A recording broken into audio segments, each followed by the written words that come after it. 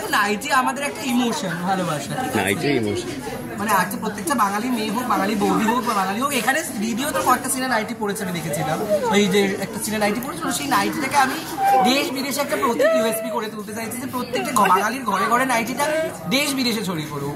Recently আমি মরুভূমি মানে প্রাণ হাতে রেখে, প্রথমত হচ্ছে এত স্ট্রিক্ট একটা দেশে মরুভূমিতে মিশরের মাঝখানে নাইটি পরে নিয়েছে, অসাধারণ ক্ষমতা। এই জন্য তুমি কি আমাকে ধন্যবাদ জানাবে? সেও আমাকে ও দিচ্ছে, আমার এটা ভালো লাগে যে তোমরা কি ধন্যবাদ জানাবে সেটা দিয়ে দাও, তাদের সময় নষ্ট করো না। ও এসে ওই ইজিপ্ট থেকে স্ট্রেট চলে এসে ভিডিও বৌমাতে, কিন্তু তখন নাইটি পড়েনি। আমার এসে আবার বলছে যে ওকে পুলিশ ধরতো, কারণ ওখানে ওকে বলেছে খুব স্ট্রিক্ট। আরে না, ওখানে যেহেতু একটু স্ট্রিক্ট মুসলিম কান্ট্রি আছে, ও সেখানে ইয়ে করেনি, ও জামা কাপড় খুলে নাইটি পরে চলে গেছে। সেটা তো আমাকে সাহসিকতা পরিচয় দেখাতে হবে না। আমি হোটেল দিয়ে বেরিয়েছি, হাফ প্যান্ট পরে গো ব্যাক শুরু করে দিয়েছে অত্যাচার।